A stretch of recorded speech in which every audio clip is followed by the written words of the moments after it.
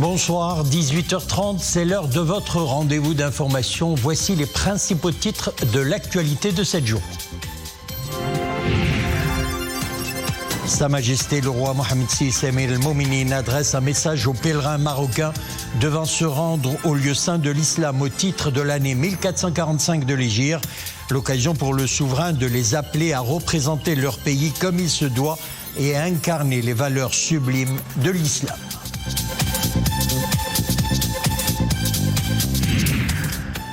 Un nouveau centre de rééducation et des techniques de santé vient de voir le jour à l'hôpital des enfants au CHU Ben Sina à Rabat. Le centre Zahra va permettre d'assurer une prise en charge multidisciplinaire et post-thérapeutique des enfants patients.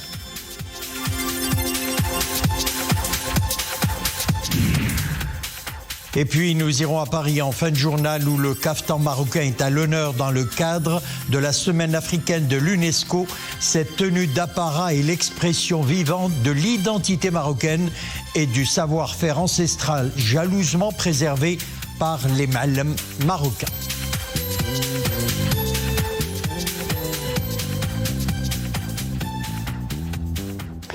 Hajj 1445 de l'Hégire. En ouverture de ce journal, Sa Majesté le roi Mohammed VI Amir el-Mouminin a adressé un message aux pèlerins marocains devant se rendre au lieu saint de l'islam. Dans son message, Sa Majesté le roi Amir el-Mouminin a appelé les pèlerins marocains à représenter leur pays comme il se doit pendant la saison du Hajj et à incarner les valeurs sublimes de l'islam que sont la fraternité sincère, la tolérance absolue et la solidarité agissante. Nissim El-Hamdaoui.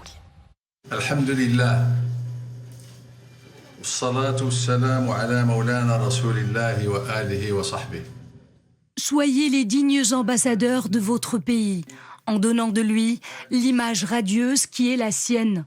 Et sachez que ce sont ces constances et ces valeurs immuables qui ont assuré sécurité et stabilité à notre pays et qui lui ont permis de poursuivre sous notre conduite éclairée sa marche résolue vers plus de progrès et de prospérité, souligne Sa Majesté le roi Amir el-Mouminin. Le souverain exhorte les pèlerins marocains d'être les porte-étendards de la civilisation séculaire de leur pays, celle qui, au fil des âges, a fait la renommée de leurs ancêtres, une civilisation fondée sur l'unité, la symbiose et l'attachement aux constantes et aux symboles sacrés de la nation marocaine, édifiée sur les socles du juste milieu et de l'unité doctrinale. Amir el-Mouminin ne manque pas de rappeler aux pèlerins l'obligation qui leur incombe d'incarner pendant la saison du pèlerinage les valeurs sublimes de l'islam que sont la droiture, la prévenance et la bienveillance envers autrui, la solidarité et la manifestation d'une foi sincère envers le Seigneur, Dieu des univers.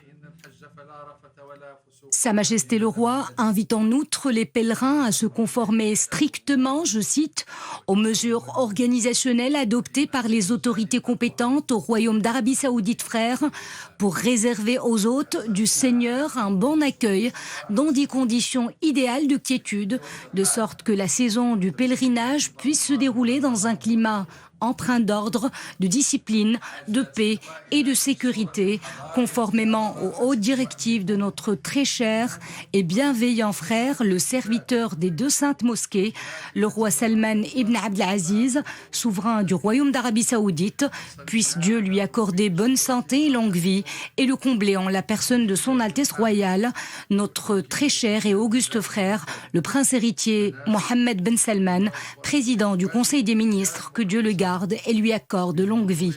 Fin de citation.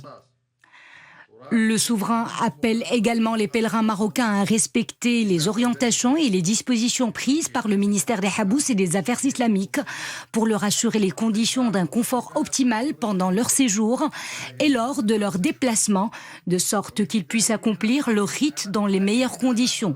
Le ministère a dépêché au lieu saint des équipes de cadres représentant plusieurs disciplines pour vous accompagner à l'aller comme au retour. Notant qu'il s'agit de ulémas, de médecins, d'infirmiers, hommes et femmes qui ont pour mission de veiller à la bonne santé des pèlerins, ainsi que des administrateurs chargés de leur fournir tous les services nécessaires dont ils ont besoin pendant toute la période de leur séjour, indique le souverain. Dans ce lieu solennel et en d'autres sanctuaires que vous visiterez, notamment durant l'arrêt au mont Arafat, n'oubliez pas le devoir qui vous incombe d'élever les plus ferventes prières pour votre roi, qui veille sur votre sécurité et votre bien-être et qui œuvre pour la préservation de l'unité de votre pays, et afin que vous puissiez jouir des conditions d'une vie digne. Priez pour que le Tout-Puissant nous assiste continuellement, nous accorde un succès constant dans notre action et perpétue sur nous les bienfaits de la santé, ainsi que sur l'ensemble de notre illustre famille royale. Implorez aussi Dieu, le Très-Haut, de nous combler en la personne de notre prince héritier, Son Altesse Royale le Prince Moulay Hassan, de couvrir de sa divine miséricorde notre auguste grand-père et notre vénéré père, feu leur majesté les rois Mohammed V et Hassan II, que Dieu ait leur âme, d'entourer notre pays de sa bienveillante sollicitude et de sa divine protection, souligne Sa Majesté le Roi. Par ailleurs, le souverain appelle les pèlerins marocains pendant leur séjour au lieu saint à consacrer chaque instant de leur temps précieux, à invoquer sans cesse le nom de Dieu et à solliciter continuellement le pardon divin.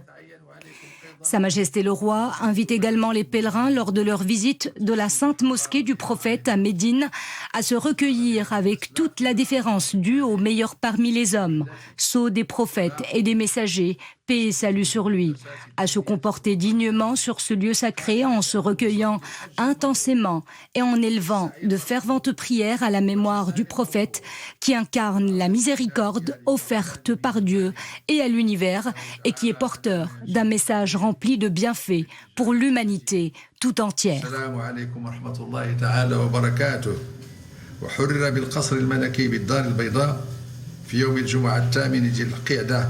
عام 1445 الموافق ل17 من ماي 2024 محمد السادس ملك المغرب الله يبارك فيك سيدي.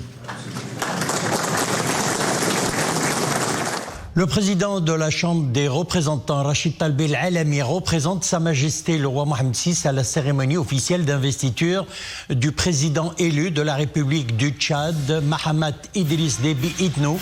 Lors de cette cérémonie, à laquelle prend part également l'ambassadeur du Maroc au Tchad, Talbi El-Alami a transmis au président Mahamat Idriss Déby Itno les félicitations et salutations de Sa Majesté le roi Mohammed VI et l'engagement du souverain pour collaborer la main dans la main pour le développement et la stabilité du continent africain.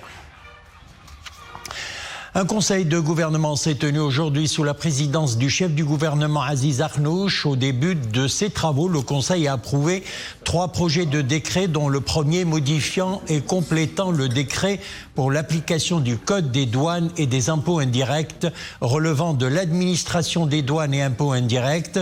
Le deuxième projet de décret concerne la restructuration du centre d'orientation et de planification pédagogique, tandis que le troisième texte modifie et complète le décret portant réorganisation du centre de formation des inspecteurs de l'enseignement. L'exécutif a approuvé un accord entre le gouvernement du Maroc et l'agence universitaire de la francophonie portant sur les facilités et privilèges octroyés à la direction régionale Afrique du Nord et au bureau national de l'agence universitaire de la francophonie portant sur les facilités et privilèges octroyés à la direction régionale Afrique du Nord et au bureau national de l'agence universitaire de la francophonie au Maroc, signé le 7 septembre 2022 à Rabat, en plus d'un projet de loi approuvant le dit accord. En marge du Forum mondial de l'eau qui se tient à Bali, le Maroc et le Mali conviennent de renforcer leur coopération dans ce secteur stratégique. C'était à l'issue d'un entretien entre le ministre malien de l'Environnement, de l'Assainissement et du Développement durable, Mamadou Samaké, et le ministre de l'Équipement et de l'eau, Nezar Baraka. Une rencontre qui a permis aux deux parties d'aborder plusieurs axes de coopération bilatérale en la matière. Écoutons à ce propos le ministre de l'Équipement et de l'eau et son homologue malien. Ils sont au micro de notre envoyé spécial à Bali, Nadia Moudel. Le Maroc a une expertise avérée dans le domaine d'accréditation au fonds climatique, notamment au fonds d'adaptation. Et nous allons profiter de cette expertise-là. Nous avons également eu l'occasion de partager l'initiative royale de l'Atlantique pour les pays du Sahel, pour permettre aux pays du Sahel d'accéder à l'Atlantique et d'identifier aussi les moyens de pouvoir concrétiser cette vision et cette initiative. Le ministre de l'Équipement et de l'Eau, Nizar Baraka, a eu également un entretien avec Eberito Ulis, directeur exécutif et cofondateur du réseau mondial des musées de l'eau de l'Organisation des Nations Unies pour l'éducation, la science et la culture. Il a été question lors de leur rencontre de la création d'un écomusée de l'eau dans l'oasis de Rachidia. Je vous propose d'écouter Eberito Ulis, directeur exécutif et cofondateur du réseau mondial des musées de l'eau à l'UNESCO, toujours au micro de notre envoyé spécial à Bali, Nadia Mouden. Un projet très important pour le Maroc, c'est-à-dire la création du premier écomusée de l'eau au monde dans une oasis. C'est l'oasis de Rachidia, qui est un cas exemplaire où il y a une oasis qui est gérée par des communautés locales et qui montre un modèle de développement durable très important. Donc ces modèles, ça fait partie d'un projet plus grand qui est la Sustainable Oasis Initiative, où il y a 13 pays au monde. Le Maroc est le leader de cette initiative. Le CHU Ibn Sina de Rabat renforce son offre de soins. Un nouveau centre de rééducation et des techniques de santé vient de voir le jour à l'hôpital des enfants. Le nouveau centre Zahra assure les consultations ambulatoires et le suivi des enfants patients après leur hospitalisation, notamment dans le cas des pathologies particulièrement complexes. Adnan Herres et Maria Aoued. Équipé d'un matériel médical à la pointe de la technologie et riche de ses unités de soins pluridisciplinaires, le nouveau centre Zahra de rééducation offre aux enfants malades le meilleur de son expertise médicale, qu'ils soient atteints d'un handicap, d'un traumatisme ou d'une maladie au long cours. Ici, les enfants seront pris en charge dans les meilleures conditions. On vient d'inaugurer un nouveau centre ambulatoire hyper spécialisé, multidisciplinaire, des techniques de santé et de rééducation à base de kinésithérapie, d'autopsie, de rééducation fonctionnelle respiratoire. Et tout ça, ça rentre dans le cadre des GST, ce qui permettra de constituer un centre de référence, d'encadrement et de recherche, qui permettrait également c'est un centre de référence qui permettrait de prendre en charge tous les enfants de la région. Composé de médecins, d'infirmiers, de kinésithérapeutes, d'ostéopathes, d'allergologues et de psychologues, ce nouveau centre de santé porte en lui l'espoir de jours meilleurs pour les enfants et leurs familles. Dans ce centre de rééducation, tout est fait pour soigner et soulager au mieux les maux des petits patients. Il y a plusieurs disciplines paramédicales, à savoir l'orthophonie, la psychomotricité, la kiné respiratoire, mais aussi des unités de diététique et de nutrition.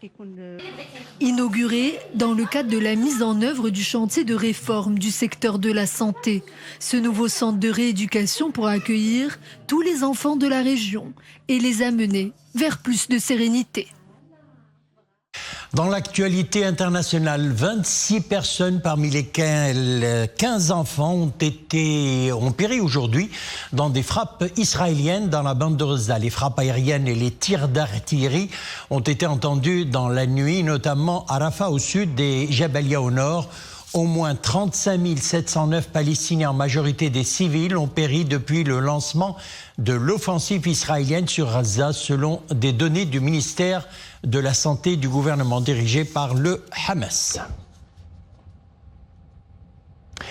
Les images sont impressionnantes. Elles nous viennent des États-Unis où la 4e ville la plus peuplée du pays, Houston, a été soufflée par une forte tempête. 7 personnes sont mortes. Les établissements scolaires de cette ville seront fermés demain. Les images diffusées par les chaînes de télévision locales et sur les réseaux sociaux montrent comment, sous la puissance des rafales de vent qui ont atteint jusqu'à 160 km/h, des arbres et des poteaux électriques sont tombés et des fenêtres d'immeubles ont volé en éclats. Et puis dans le nord du Mexique, un meeting électoral a tourné au drame hier soir lorsqu'un chapiteau s'est effondré suite à une rafale de vent. 9 personnes ont trouvé la mort, dont un enfant. Au moins 50 autres personnes ont été blessées, dont certaines grièvement, selon le gouverneur de l'État Nuevo León, au nord-est du pays, où s'est produit l'accident. Toutes les personnes qui se trouvaient sur la Seine ou sous la Seine ont été évacuées et les blessés ont été transférés à l'hôpital. Plusieurs d'entre eux souffrent de fractures du crâne, selon les autorités sanitaires locales.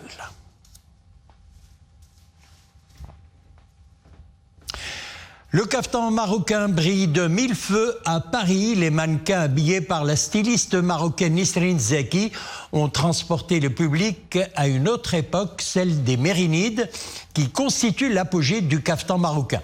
C'était lors d'un défilé de mode organisé hier soir dans la capitale française, dans le cadre de la Semaine africaine de l'Organisation des Nations Unies pour l'éducation, la science et la culture. Un défilé haut en couleur que nous détaillent Dominique Orlando, Wissal Emri et Mohamed Touanina. Au sein de l'Organisation des Nations Unies pour l'éducation, la science et la culture, cette 3e semaine de mai est synonyme de semaine africaine. Elle a donc pour mission de connecter le public parisien à la diversité créative actuelle du continent. Chaque année, un pays est à l'honneur. L'année dernière, c'était l'Angola.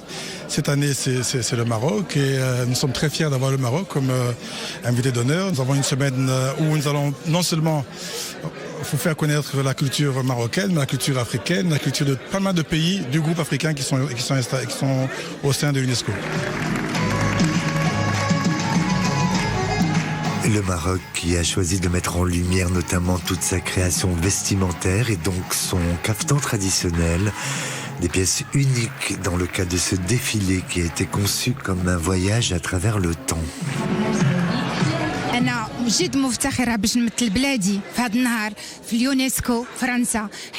suis très fière de présenter mon pays à l'UNESCO en France. Nous sommes du voyage pour défendre notre patrimoine et pour dire que le caftan est marocain, tout le monde le sait. Certains des modèles présentés sont vieux de plus de 80 ans. D'autres sont plus contemporains. Une manière de montrer que le caftan a su traverser les siècles.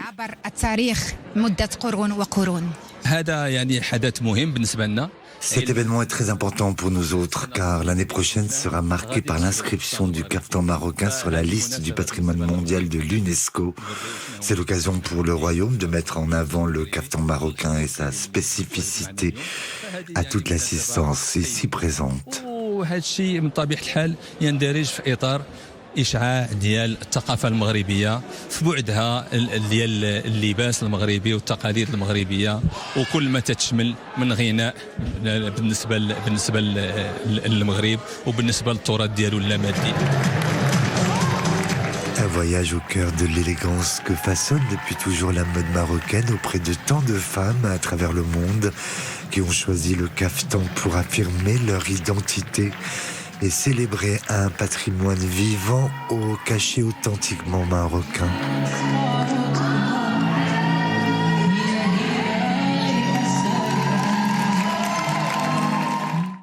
Avant de clore cette édition, parlons tennis, plus précisément le Grand Prix Son Altesse Royale, la princesse Lalla Meriem. La Bulgare Victoria Tomova a validé son billet pour les demi-finales. Victoria Tomova a battu l'Allemande Laura Siegemund en 2-7, 6-4, 6-3. Pour une place en finale, Tomova affrontera la gagnante du match qui a opposé l'Italienne Lucia Bronzetti à l'Américaine Payton.